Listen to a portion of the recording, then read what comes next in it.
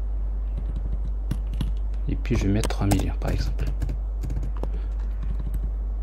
Ça, le chiffre d'affaires. Alors ça c'est pour le chiffre d'affaires, et puis pour la même chose, donc je vais faire copier-coller. Normalement c'est 3 fois.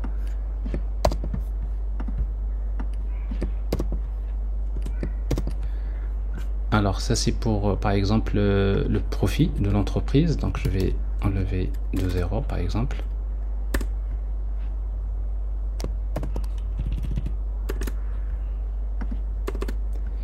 Et puis donc les valeurs des actions, par exemple je mets des valeurs quelconques, donc les 7 derniers jours, donc il y a 450 par exemple, ensuite 460, ensuite 480, ça remonte, 480 encore, et après 320,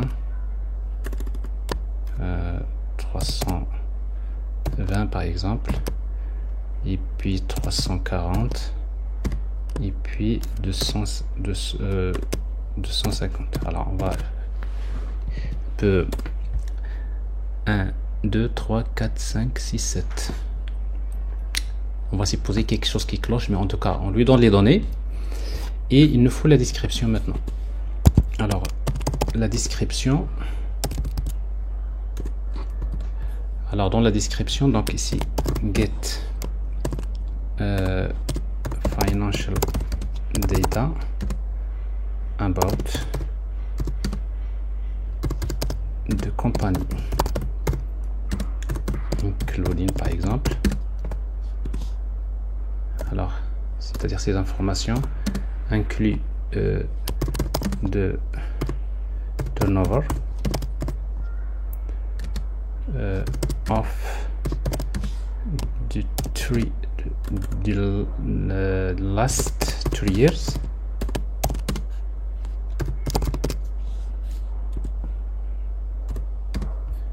la même chose, le profit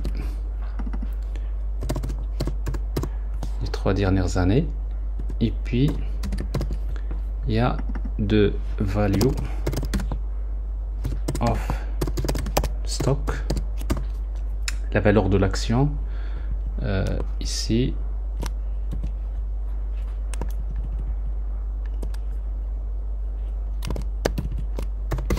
in the last 7 days par exemple.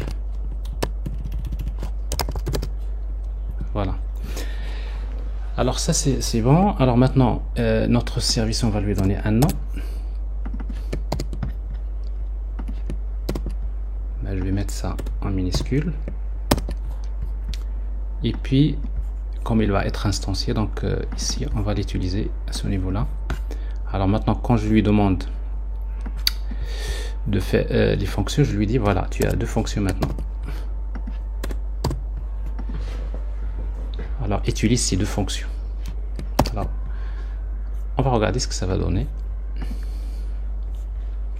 Alors la même chose, donc si vous voulez on peut afficher un message ici de préférence, comme ça vous pouvez surveiller un peu ce qui se passe. Je vais afficher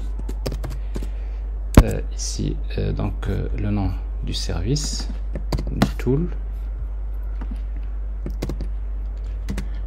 invocation,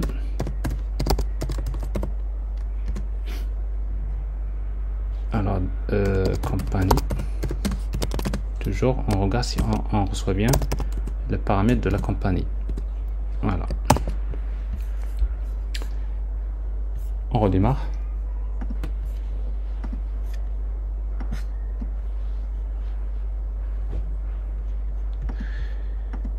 J'actualise. Alors je répète que ma requête c'est toujours company name égale IAM, et on va analyser ça. Alors cette fois-ci on aura quelque chose de mieux, vous voyez, ça c'est intéressant. Alors ici donc je vois les informations sur la compagnie, et voilà les données financières. Il a bien détecté qu'il y a voilà les informations sur le chiffre d'affaires des 3 dernières années, il y a le profit des 3 dernières années, il y a les actions stock value pour les 7 derniers jours, Et suite à ça, il m'informe sur voilà le rapport, la conclusion, qui indique par exemple Liam, c'est une entreprise marocaine dans le domaine des télécoms qui a été en fait fondée en 1911, donc a montré voilà une croissance consistante, donc c'est-à-dire en termes de turnover et en termes de profit pour les 3 dernières années. Donc le turnover donc a été triplé, etc. Vous voyez, et après le profit également, etc. Voilà. Mais par contre ici, de stock value, c'est-à-dire la valeur de l'action, a montré une volatilité signifiante pour le dernier week-end, la dernière semaine, parce qu'on a vu que ça monte et ça descend, donc avec une valeur maximale de 480 et une valeur minimale, c'est-à-dire il y a quelque chose qui cloche. Alors cette fluctuation de stock value donc peut indiquer que le marché, c'est-à-dire une instabilité dans le marché, avec des facteurs externes. Pour le moment, il peut pas savoir quel est c'est-à-dire il se peut qu'il y ait des facteurs externes en termes d'investissement, etc. Donc les performances, voilà, d'une manière générale, les performances financières en termes de revenus et de profits sont fortes, mais en notant une volatilité, voilà, une volatilité ici donc qu'il faut surveiller. Alors ça c'est intéressant. Ça me voyez donc ici donc l'agent, vous allez voir que ici il a appelé 2 fonctions. Alors pour faire ça, ouais, donc il a appelé la première fonction, il a appelé la deuxième fonction, il a récupéré les données, il les envoie, et ça donne des choses comme ça. Alors maintenant, ce que je vais lui ajouter une troisième fonction pour lui donner par exemple des informations additionnelles. Alors ici donc je vais créer une autre fonction que je vais appeler additional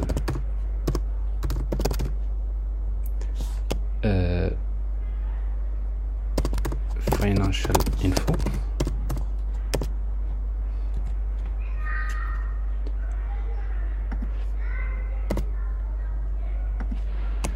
Je renomme. Alors la même chose, donc je reprends le même travail. Vous savez maintenant comment faire. J'ai le service que je vais nommer comme ça. Et puis donc j'ai request. Donc c'est un record request. Il contient le nom de l'entreprise.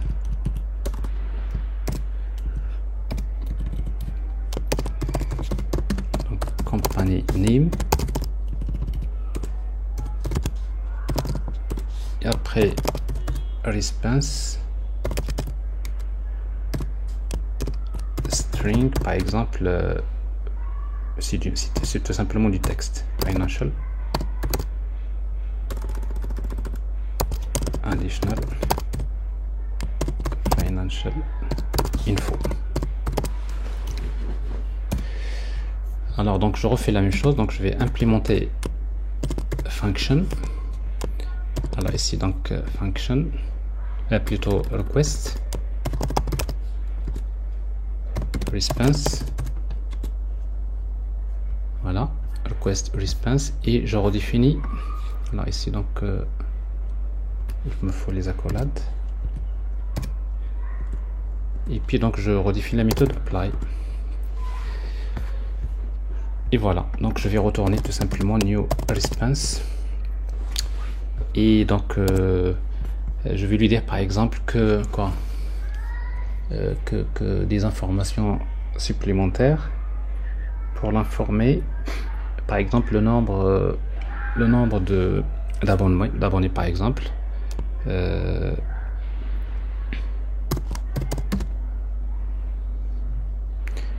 number of subscribers,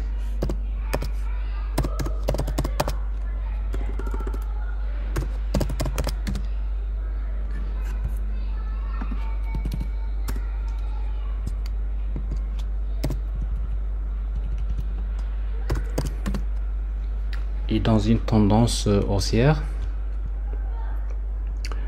Donc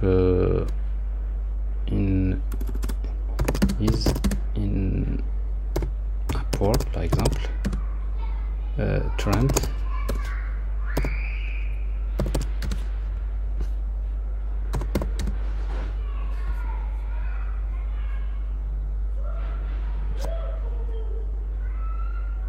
Very, c'est-à-dire le nombre d'abonnés est croissant de last year. Last year's sont donnés, voilà.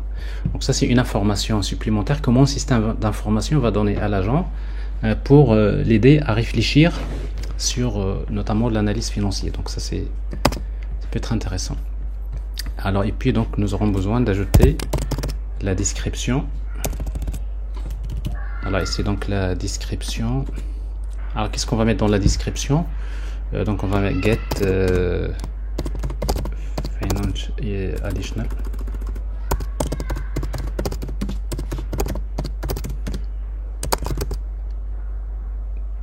data about information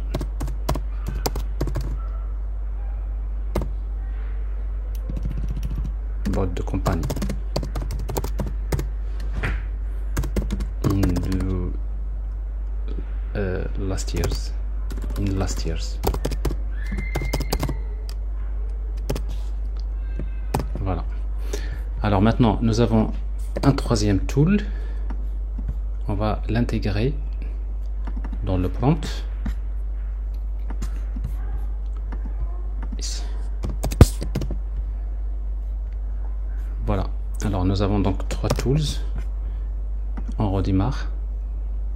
Bon, la même chose ici. Je peux toujours afficher un message, c'est toujours utile.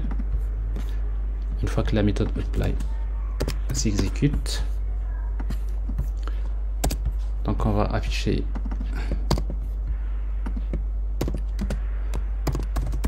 tool company request en compagnie.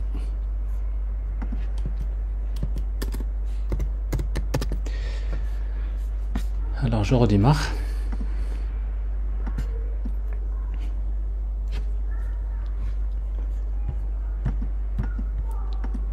Voilà. Et on va regarder ce que ça va donner. On va regarder ce qu'il va prendre en considération. Alors déjà on voit bien qu'il a appelé les trois outils. Il les a appelés. Et on va regarder ce qu'il a pris en considération, tout ça. Alors ici, voyez donc là, voyez donc il y a c'est-à-dire il s'est basé sur ces données-là pour établir son analyse. Et d'ailleurs dans sa conclusion, il devrait le préciser. Ici, en dépit donc des fluctuations du stock, etc., etc. La santé de la compagnie apparaît forte. Supported, voilà, elle est soutenue par la croissance du nombre d'abonnés. Alors vous voyez donc c'est une information supplémentaire que mon système d'information a fourni au LLM pour établir donc un rapport. Et ça c'est intéressant. Donc ça c'est pour cela d'ailleurs j'ai choisi ce thème là, donc AI Agents pour des systèmes d'information intelligents. Alors c'est comme ça qu'on peut voir les systèmes d'information des entreprises dans les prochaines années. Donc c'est pour le bientôt. Et d'ailleurs on sait très bien que par exemple les versions des LLMs qui vont être créés, ils vont être orientés AI Agents, c'est-à-dire quasiment c'est que les applications des entreprises vont beaucoup utiliser ce système de AI Agents pour tirer profit de l'intelligence artificielle, au profit bien sûr de l'automatisation des tâches dans les systèmes d'information. Utiliser l'intelligence artificielle pour automatiser les tâches dans un système d'information. Ce schéma là, ce que vous voyez là, c'est une possibilité.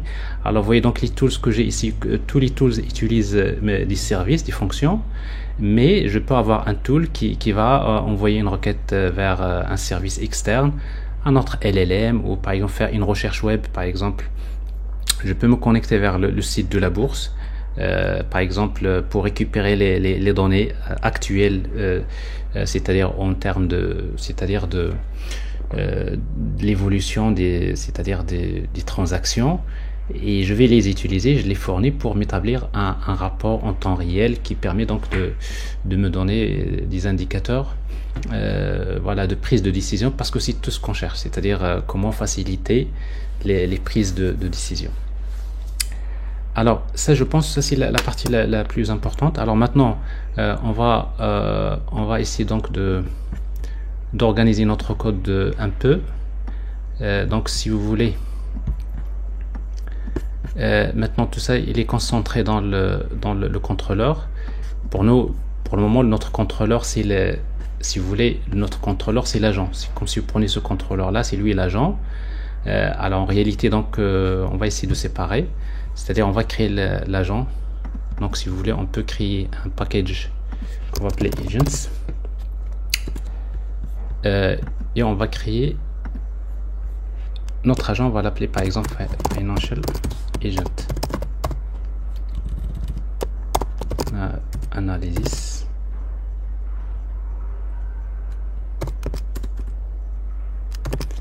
Agent, donc ça c'est notre agent. Alors c'est notre agent, donc ça doit être un service tout simplement. On peut l'instancier au démarrage, et notre agent il va utiliser chat client parce qu'il a besoin de communiquer avec LLM. On va faire l'injection des dépendances. Ici on va utiliser builder, voilà. Là c'est .build. Nous aurons besoin de déplacer notre système message ici.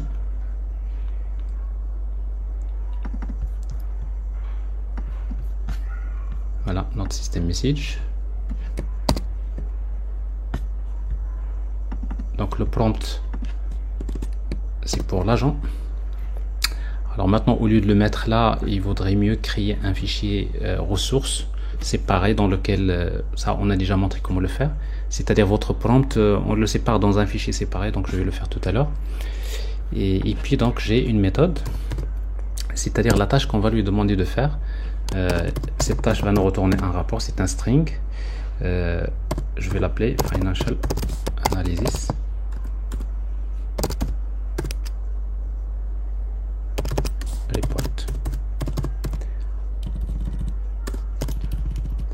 Alors on va lui donner company name et il va nous retourner le résultat. C'est exactement ce qu'on a fait ici. Donc je prends tout ça, CTRL X, et je le mets dans l'agent. Il faut bien noter ici, vous faites call, mais en réalité c'est grâce à Spring AI, il s'agit ici de faire une boucle. C'est une réflexion, c'est-à-dire c'est quelque chose qui on va dire qui va tourner en boucle. J'envoie le LLM, LLM il me donne les fonctions, j'appelle les fonctions, j'ai des résultats, j'envoie, je récupère, etc., etc. Donc mais en réalité si le LLM ne supporte pas on va dire les tools, les functions, s'il ne supporte pas, c'est à vous de faire ce travail là. C'est-à-dire il faut faire ici une boucle, l'agent il doit tourner dans une boucle qui consiste à récupérer la réponse, aller vers la réponse, récupérer le nom de la fonction et faire appel à la fonction. Tout ça c'est des choses qui doivent se faire de manière dynamique. Par exemple si vous travaillez avec Python, c'est à vous de faire ça. C'est-à-dire vous faites cette boucle là, vous récupérez le nom de la fonction, vous l'appelez, vous l'évaluez, vous récupérez la réponse, vous créez un autre message, vous l'ajoutez à la liste des messages, etc., etc. Donc pour compléter il me faut la liste des tools. Donc en principe de préférence de mettre ici un agent doit avoir un ensemble de tools, donc c'est string ici tools, donc égal, bon ici donc j'ai des tools que j'ai ici, je vais prendre tout ça, CTRL X, je les mets ici, c'est mieux. Alors c'est pas ici. Je mets les accolades et je les mets là.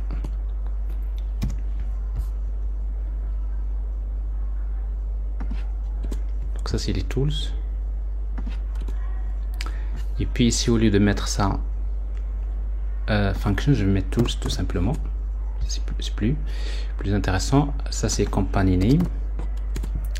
Donc nous avons donc c'est ça l'agent en réalité. Alors maintenant, je sais que ça, system message, on aurait pu le faire autrement. Ici, dans chat client, je vais utiliser default system message. Default system, c'est system prompt. Et default functions, c'est tools. C'est-à-dire chat client, par défaut, il ajoute toujours ça.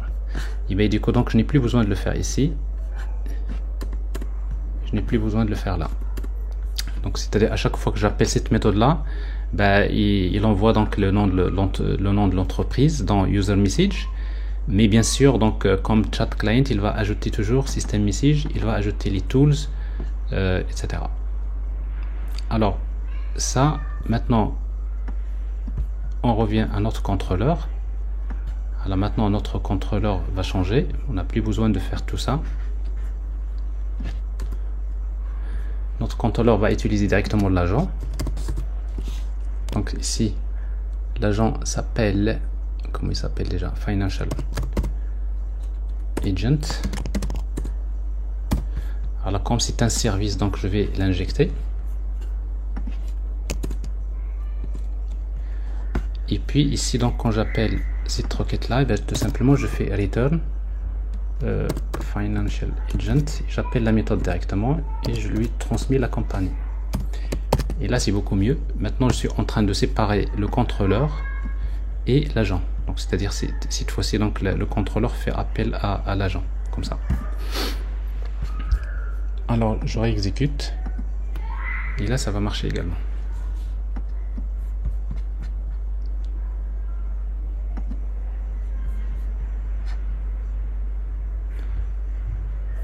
Voilà, ça marche, pas de problème.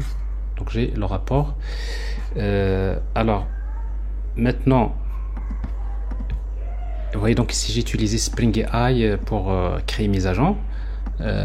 Ici, vous pouvez, au lieu d'utiliser l'annotation service, vous pouvez créer une annotation spéciale. Vous pouvez créer une annotation. Donc un package, par exemple annotations.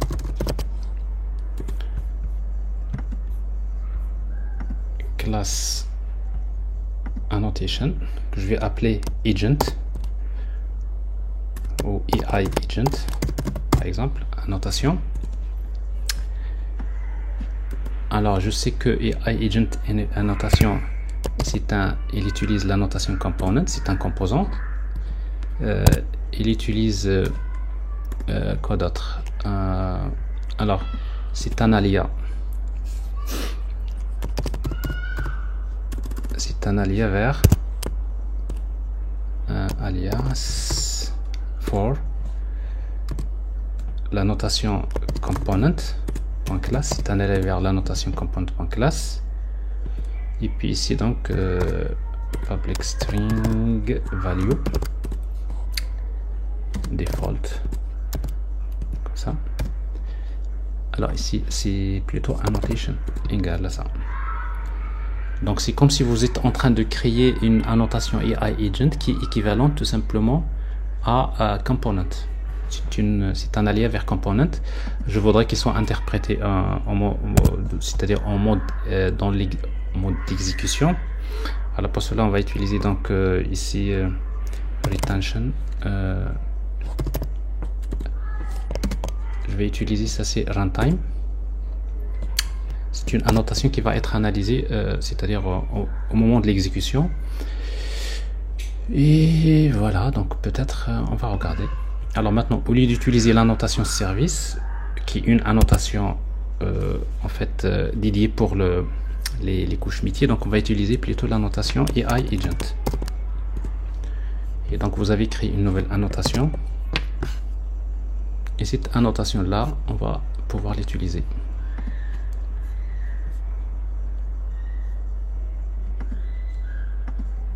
Alors j'actualise, ben, ça marche.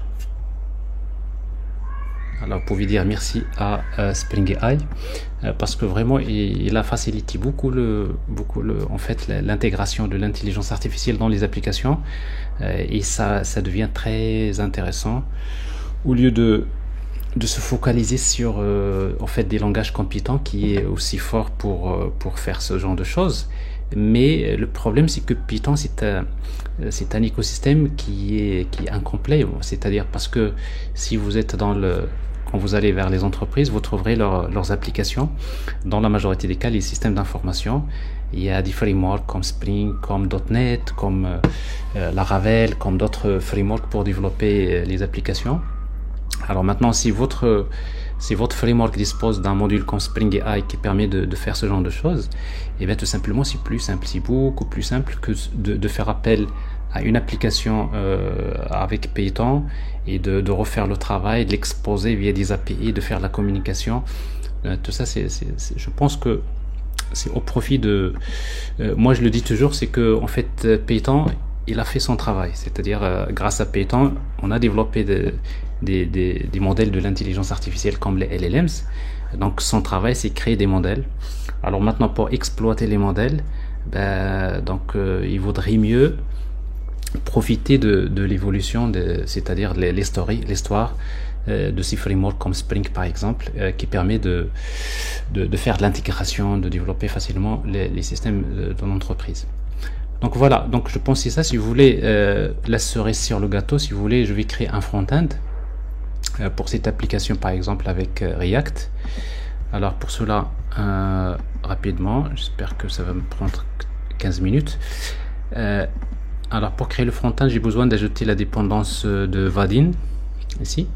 Alors, pour cela, je suis dans... Alors je fais CTRL entrée. Vous avez Edit Starters. Donc si vous voulez ajouter une dépendance, alors je vais ajouter Vaadin. Donc vous voyez, donc Vaadin il intègre React automatiquement dans l'application avec Ella. Ok.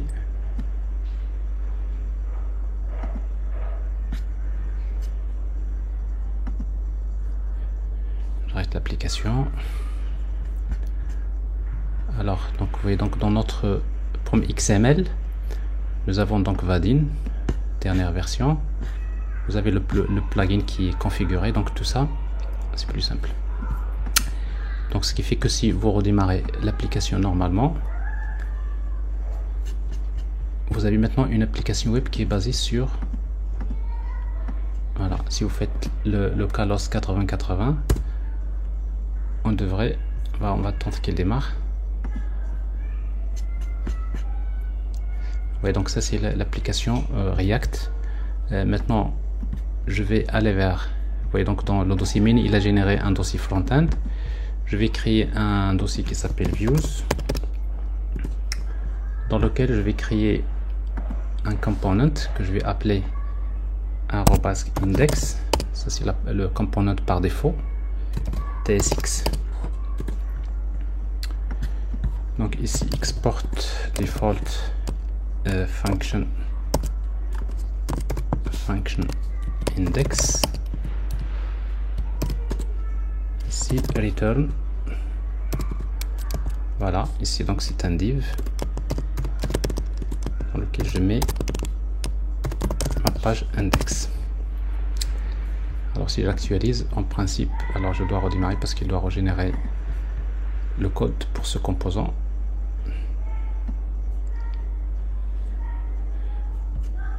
Alors si vous mettez ça, ça devrait me donner par défaut ça.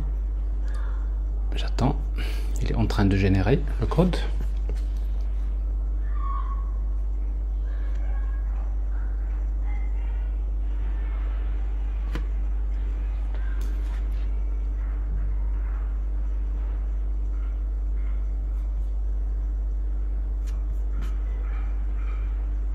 Voilà. Alors maintenant, ce que je vais faire, c'est que je vais faire une zone de texte pour saisir la compagnie. Je clique sur OK et je vais directement afficher les résultats. Alors pour cela, donc j'ai besoin d'installer des frameworks, plutôt des dépendances Bootstrap Alors Bootstrap et npm install Bootstrap. Voilà.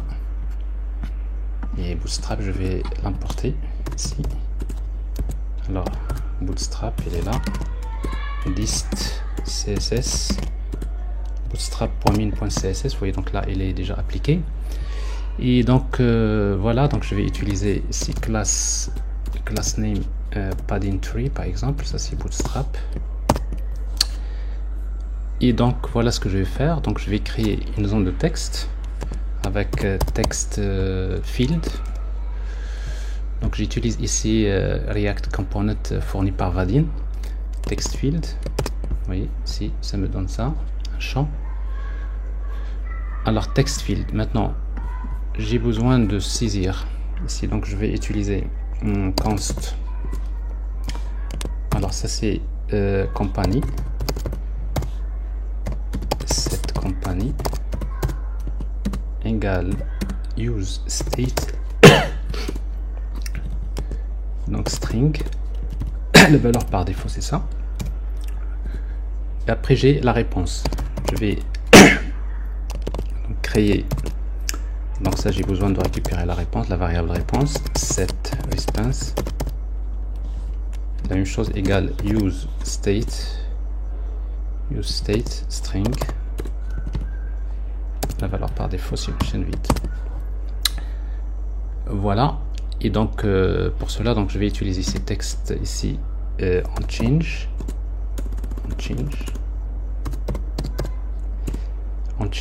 Donc je vais récupérer l'événement et je fais tout simplement cette compagnie. Je vais stocker ce que je vais saisir là, je vais le stocker dans compagnie en utilisant event.target.value. Et puis la valeur qui sera affichée par défaut, c'est tout simplement la valeur, c'est ça, c'est compagnie. Voilà. Alors ça c'est pour la zone de texte. Et puis il me faut un bouton. Alors un bouton ici, donc ask agent. Alors le bouton, je vais utiliser le thème, par exemple le primary, un bleu. Voilà. Et ici j'ai clic. Quand je clique, je vais appeler une fonction.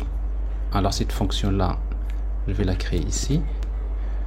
Donc ici 5 function. Le nom de la fonction c'est ask agent. Maintenant j'ai besoin d'appeler directement l'agent, le service. Donc avec Vaadin c'est plus simple. Il suffit d'aller vers l'agent. On va lui ajouter les annotations browser callable. Comme ça on peut l'appeler directement à partir du front-end sans passer par le REST controller. Et parce qu'en fait browser callable, ce qu'il fait en réalité, c'est qu'il crée ce contrôleur là. Il crée automatiquement ce contrôleur de cette façon là. C'est plus simple. Et puis on va utiliser anonymous load, c'est-à-dire qu'il n'y a pas de sécurité pour le moment. Donc ça c'est purement c'est du Vaadin. Voilà, c'est là, Vaadin est là. Alors je dois redémarrer parce qu'il devrait régénérer un service TypeScript pour ça, qui devrait porter ce même nom ici. Donc si vous regardez dans Generated, vous allez trouver qu'il vous génère vraiment beaucoup de code TypeScript. Il y a les routes, en tout cas. Si vous voulez savoir comment travailler avec Vaadin, donc j'ai déjà fait des vidéos là-dessus, donc vous pouvez regarder avec c'est-à-dire React, c'est plus simple. Alors maintenant, une fois que j'ai redémarré, je reviens vers mon code ici. Et bien qu'est-ce que je fais? Tout simplement, je vais appeler directement mon agent qui s'appelle Financial. Actualiser.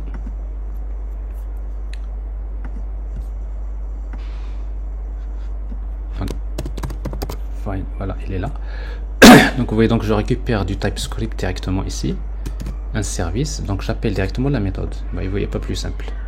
Ici donc j'ai compagnie. Donc mais derrière ça il y a Axios, il y a les requêtes HTTP et tout ça. Ben, je fais tout simplement .den, ici response. Quand je reçois la réponse, je vais la stocker, cette response de response. Voilà. Alors il y a juste un petit problème, c'est que ici j'ai déjà expliqué ce problème. C'est que là, la réponse fournie par ce service-là, il retourne soit un string, soit undefined. Alors que ici, donc, nous avons déclaré un string, donc je vais mettre or undefined.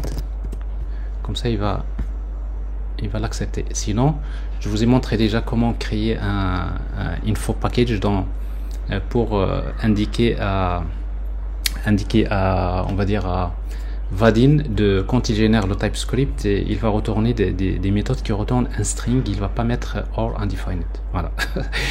Mais ça règle déjà le problème.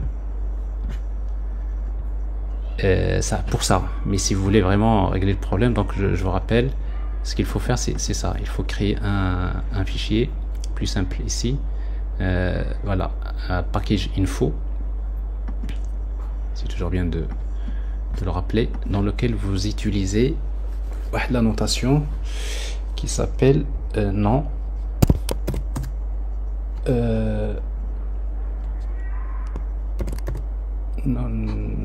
voilà, non-null API, non-null API de Spring,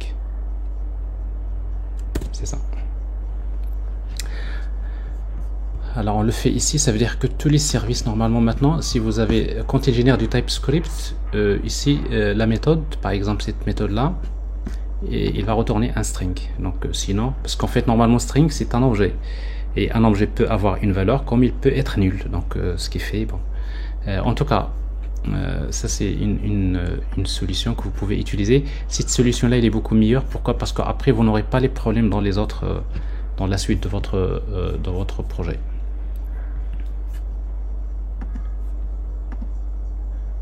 Alors si vous faites ça, je pense qu'il faut redémarrer.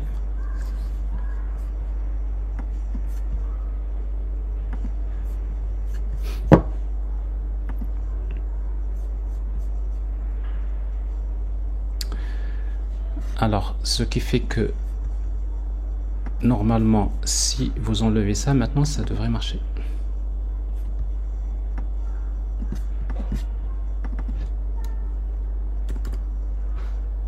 Le même problème. Là ça marche, c'est parfait. Alors donc j'ai ça, alors maintenant j'ai la réponse. Alors il suffit d'afficher maintenant la réponse. Alors ici donc je mets un div, j'affiche la réponse, response. Alors on va poser la question Maroc Telecom, ça c'est le nom de l'entreprise. Vous voyez donc là ça marche pas, parce que là il devrait normalement faire tourner. Alors pourquoi? Tout simplement parce que j'ai pas fait clic ici sur le bouton. Donc on clique, on fait appel à cette fonction là qui s'appelle ask agent. Voilà. Maintenant voilà, il est en train d'envoyer la requête, il récupère la réponse, et la réponse on va la voir ici, vous voyez, c'est très bien. Mais comme c'est du markdown, maintenant je vais profiter, je vais installer la dépendance React Markdown, npm install React Markdown.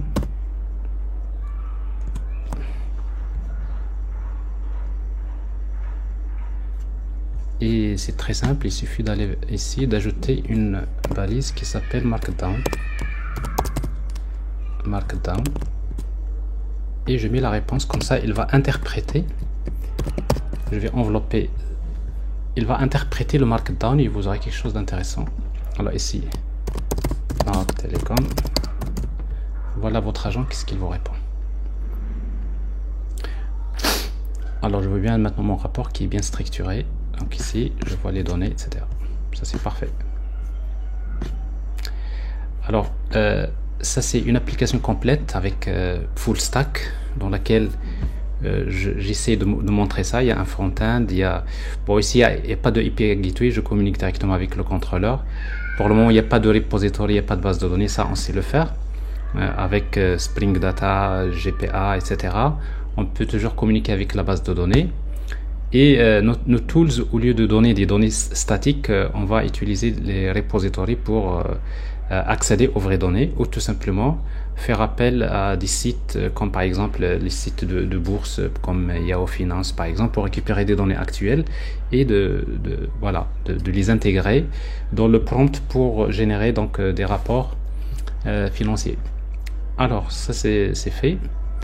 Je pense que c'est bon. Alors ici donc je vais juste ajouter la taille de ça, la largeur. Donc je vais utiliser style, double accolade, on va mettre 8 de points par exemple, 80%. C'est plus simple que ça. Voilà.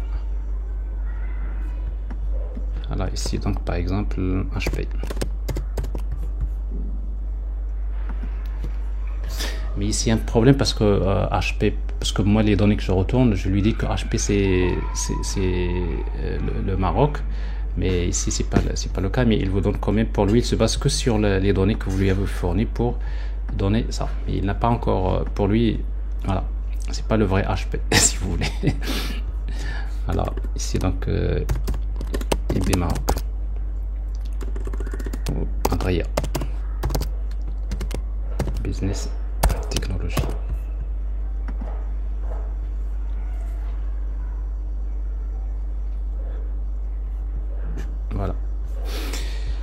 Voilà, j'espère que, je pense que ce matin-là serait utile. J'essaie de vous faire profiter de, en fait, comme c'est le début des vacances, donc j'ai pris ce matin pour un peu, voilà, structurer ça. Et voilà, donc avant d'oublier des choses, parce que bientôt je vais voyager, donc avant d'oublier, donc voilà, je partage avec vous ça, et vraiment je vous invite à se mettre sur ces choses-là, parce que vraiment c'est dans les années à venir, à partir de la rentrée prochaine, vous allez voir que tout le monde, tous les systèmes, tous les frameworks va commencer à parler de AI agents. Donc il faut juste noter que si vous voulez donner une définition,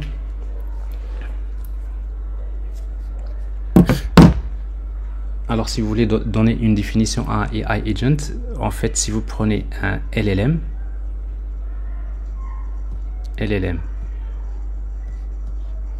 plus, donc vous avez un LLM plus, il faut lui ajouter un certain nombre de choses. Qu'est-ce que vous allez lui ajouter? D'abord une base de connaissances.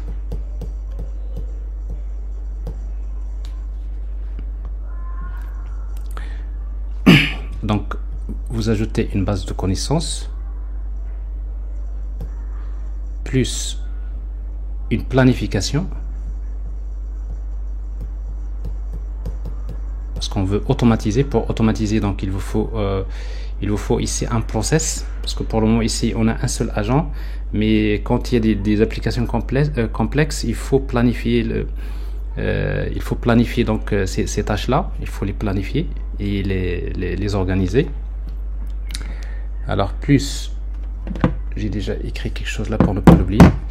Alors la réflexion. Alors la réflexion.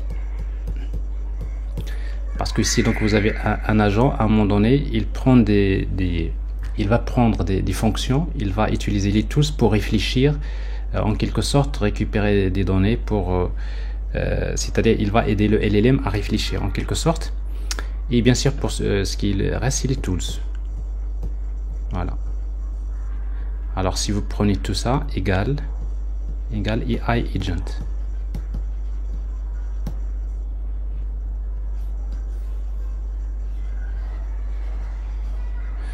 Donc si vous voulez rendre les systèmes d'information intelligents, eh ben, utiliser les systèmes multi-agents sous la nouvelle forme, en se basant sur ce qu'on appelle les LLMs avec AI agents. Donc c'est très utile.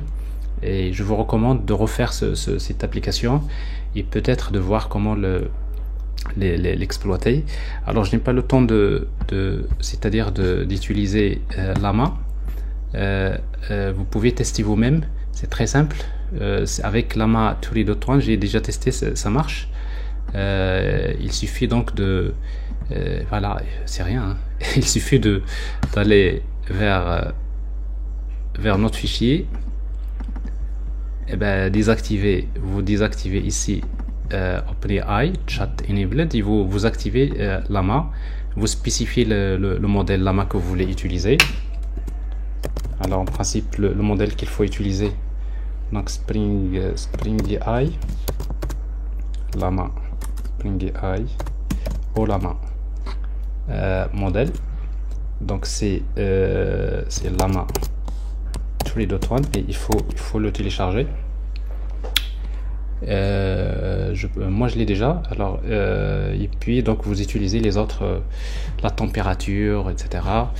Vous utilisez Ollama, vous le démarrez. Donc en tout cas je vais pas le faire, j'ai déjà montré comment utiliser donc Llama à travers Ollama, donc vous pouvez le faire vous-même, il n'y a pas de souci. Voilà, donc je vous souhaite très bon courage et surtout de très bonnes vacances. À bientôt.